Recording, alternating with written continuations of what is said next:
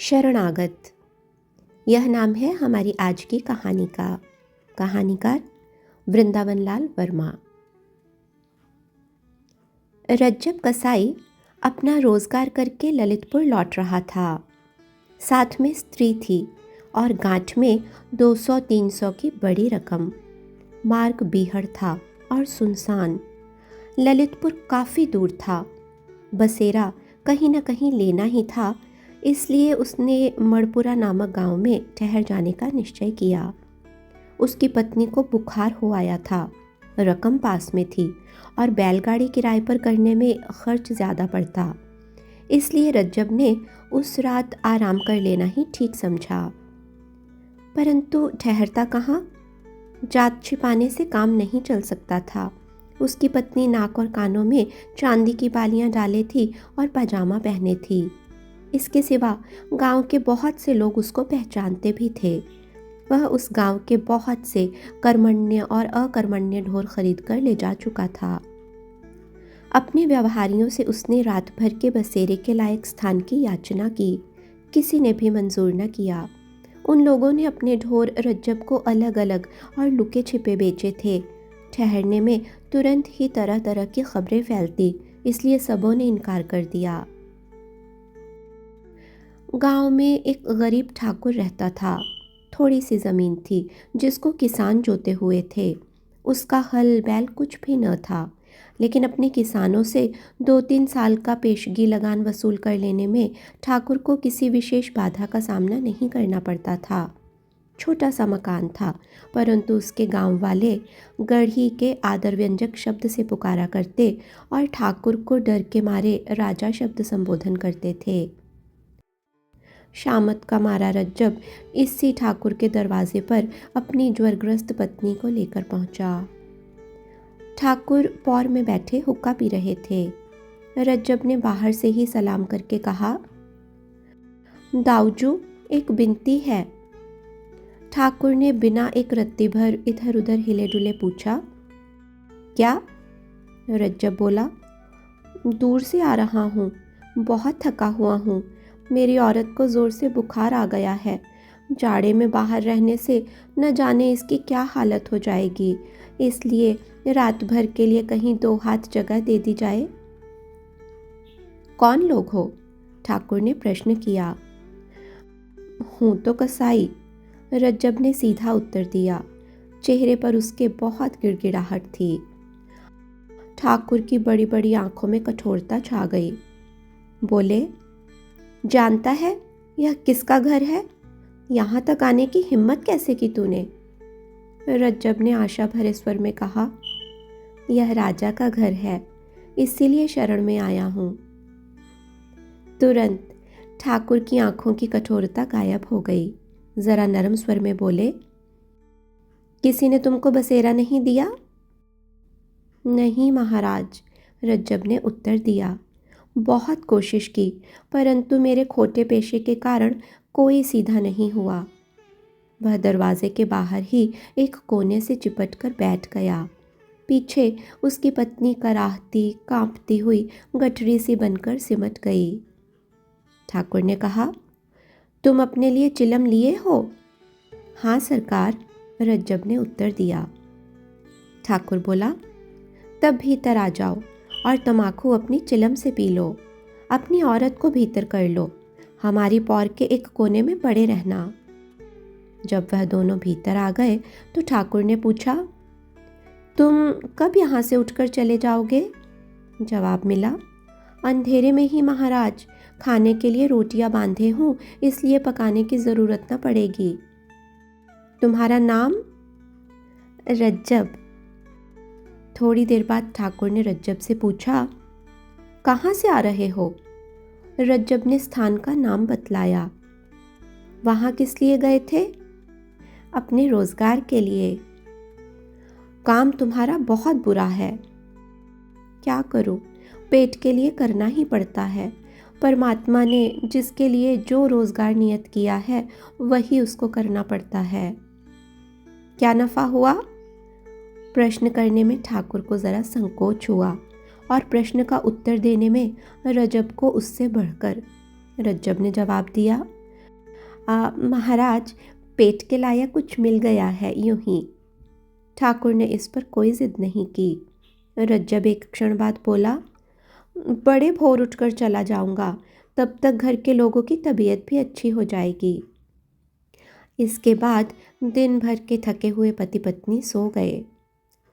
काफ़ी रात गए कुछ लोगों ने एक बंधे इशारे से ठाकुर को बाहर बुलाया। एक फटी सी रजाई ओढ़े ठाकुर बाहर निकला।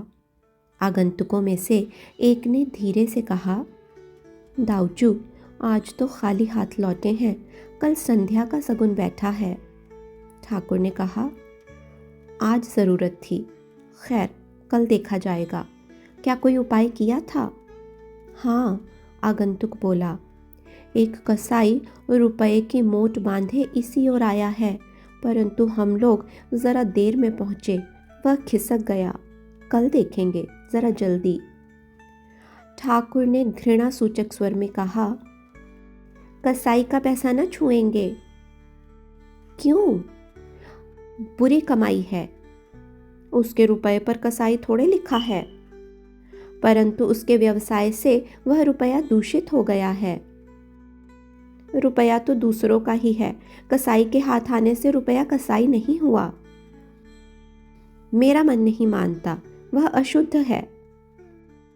हम अपनी तलवार से उसको शुद्ध कर लेंगे। ज्यादा बहस नहीं हुई। ठाकुर ने सोचकर अपने साथियों को बाहर का बाहर ही टाल दिया। भीतर देखा, कसाई सो रहा था और उसकी पत्नी भी। ठाकुर भी सो गया।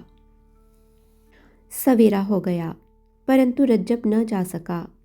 उसकी पत्नी का बुखार तो हल्का हो गया था, परंतु शरीर भर में पीड़ा थी और वह एक कदम भी नहीं चल सकती थी। ठाकुर उसे वहीं ठहरा हुआ देखकर कुपित हो गया। रज्जब से बोला, मैंने खूब मेहमान इकट्ठे किए हैं। गांव भर थोड़ी देर में तुम लोगों को मेरी पौर में टिका हुआ देखकर तरह तरह की बकवास करेगा। तुम बाहर जाओ इसी समय। रज्जब ने बहुत विनती की, परंतु ठाकुर न माना। यद्यपि गांव भर उसके दबदबे को मानता था, परंतु अव्यक्त लोकमत का दबदबा उसके भी मन पर था। इसलिए रज्जब गांव के बाहर सपत्नीक एक पेड़ के नीचे जा बैठा और हिंदू मात्र को मन ही मन कोसने लगा। उसे आशा थी कि पहर आध पहर में उसकी पत्नी की तबीयत इतनी स्वस्थ हो जाएगी कि वह पैदल यात्रा कर सकेगी, परंतु ऐसा न हुआ। तब उसने एक गाड़ी किराए पर कर लेने का निर्णय किया। मुश्किल से एक चमार काफ़ी किराया लेकर ललितपुर गाड़ी ले जाने के लिए राजी हुआ। इतने में दोपहर हो गई। उसकी पत्नी को फिर से जोर का बुखार हो आया। वह जाड़े के मारे थर थर काँप रही थी, इतनी कि रज्जब की हिम्मत उसी समय ले जाने की न पड़ी। गाड़ी में अधिक हवा लगने के भय से रज्जब ने उस समय तक के लिए यात्रा को स्थगित कर दिया जब तक कि उस बेचारी की कम से कम कंपकपी बंद ना हो जाए। घंटे डेढ़ घंटे बाद उसकी कंपकपी बंद तो हो गई, परंतु ज्वर बहुत तेज हो गया। रज्जब ने अपनी पत्नी को गाड़ी में डाल दिया और गाड़ीवान से जल्दी चलने को कहा। गाड़ीवान बोला, दिन भर तो यहीं लगा दिया, अब जल्दी चलने को कहते हो। रज्जब ने मिठास के स्वर में उससे फिर जल्दी करने के लिए कहा। वह बोला, इतने किराए में काम नहीं चलेगा, अपना रुपया वापस लो, मैं तो घर जाता हूँ। रज्जब ने दांत पीसे, कुछ क्षण चुप रहा, सचेत होकर कहने लगा, भाई, आफत सबके ऊपर आती है। मनुष्य मनुष्य को सहारा देता है, जानवर तो देते नहीं। तुम्हारे भी बाल बच्चे हैं, कुछ दया के साथ काम लो। कसाई को दया पर व्याख्यान देते सुनकर गाड़ीवान को हंसी आ गई। उसको टस से मस ना होता देखकर रज्जब ने और पैसे दिए। तब उसने गाड़ी हाँकी। 5-6 मील चलने के बाद संध्या हो गई। गांव कोई पास में न था। रज्जब की गाड़ी धीरे धीरे चली जा रही थी। उसकी पत्नी बुखार में बेहोश सी थी। उसने अपनी कमर टटोली। रकम सुरक्षित बंधी पड़ी थी। रज्जब को स्मरण हो आया कि पत्नी के बुखार के कारण आंटी का कुछ बोझ कम कर देना पड़ा है, और स्मरण हो आया गाड़ीवान का वह हठ जिसके कारण उसको कुछ पैसे व्यर्थ ही दे देने पड़े थे।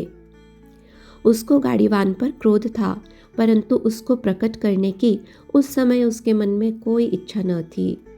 बातचीत करके रास्ता काटने की कामना से उसने वार्तालाप आरंभ किया। गांव तो यहाँ से दूर मिलेगा?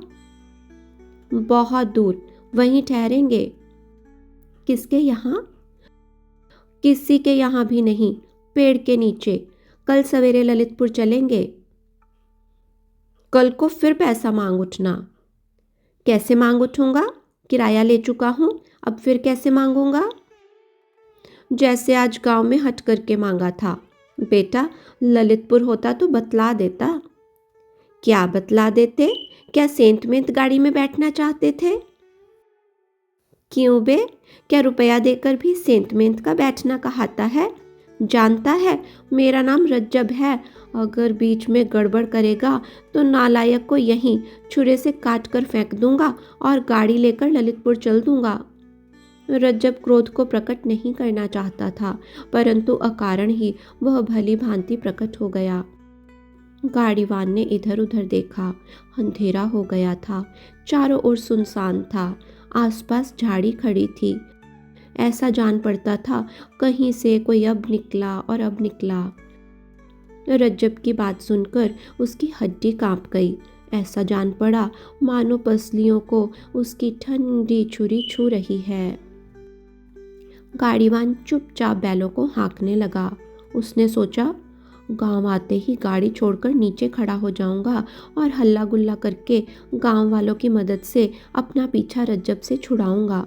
रुपए पैसे भले ही वापस कर दूंगा, परंतु और आगे न जाऊंगा, कहीं सचमुच मार्ग में मार डाले। गाड़ी थोड़ी दूर और चली होगी कि बैल ठिठक कर खड़े हो गए। रज्जब सामने न देख रहा था, इसलिए जरा कड़क कर गाड़ीवान से बोला, क्यों बे बदमाश, सो गया क्या? अधिक कड़क के साथ सामने रास्ते पर खड़ी हुई एक टुकड़ी में से किसी के कठोर कंठ से निकला, खबरदार, जो आगे बढ़ा। रज्जब ने सामने देखा कि 4-5 आदमी बड़े बड़े लठ बांधकर न जाने कहाँ से आ गए हैं। उनमें तुरंत ही एक ने बैलों की जुआरी पर एक लठ पटका और 2 दाएं बाएं आकर रज्जब पर आक्रमण करने को तैयार हो गए। गाड़ीवान गाड़ी छोड़कर नीचे जा खड़ा हुआ। बोला, मालिक, मैं तो गाड़ीवान हूँ, मुझसे कोई सरोकार नहीं। यह कौन है? एक ने गरज कर पूछा। गाड़ीवान की घिघी बंध गई, कोई उत्तर न दे सका। रज्जब ने कमर की गांठ को एक हाथ से संभालते हुए बहुत ही नम्र स्वर में कहा, मैं बहुत गरीब आदमी हूँ, मेरे पास कुछ नहीं है। मेरी औरत गाड़ी में बीमार पड़ी है, मुझे जाने दीजिए। उन लोगों में से एक ने रज्जब के सिर पर लाठी उबारी। गाड़ीवान खिसकना चाहता था कि दूसरे ने उसको पकड़ लिया। अब उसका मुंह खुला।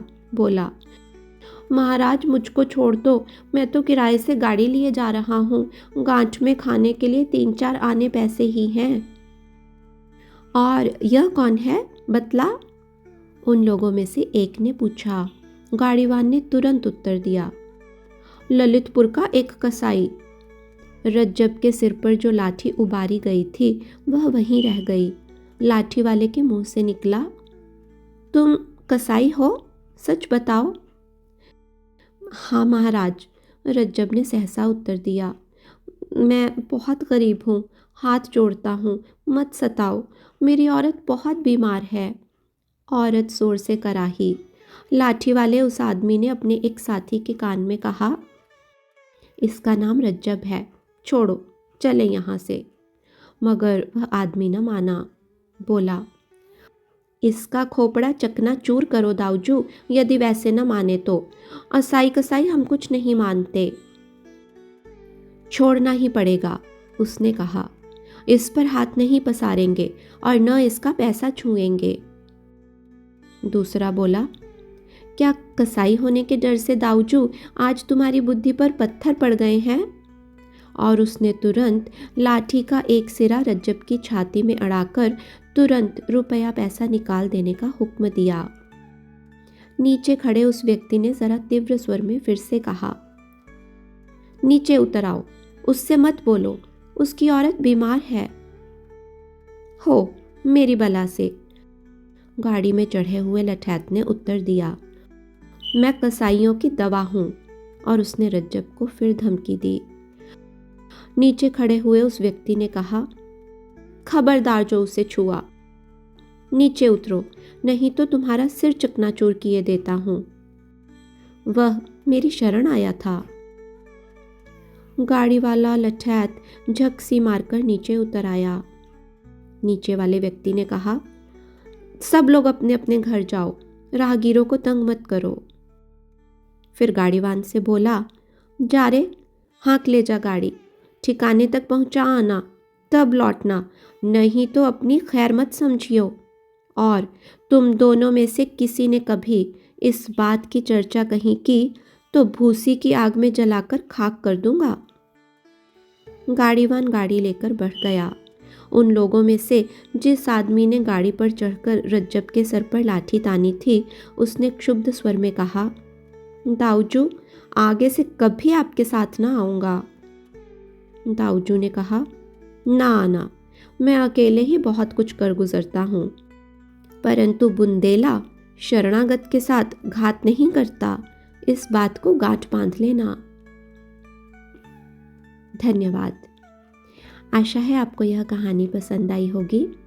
इसी तरह की और भी ढेर सारी कहानियाँ सुनने के लिए हमारे साथ जुड़े रहें, हमारे चैनल को सब्सक्राइब करके। अगली कहानी के साथ शीघ्र ही आपसे फिर मुलाकात करेंगे। तब तक के लिए नमस्कार।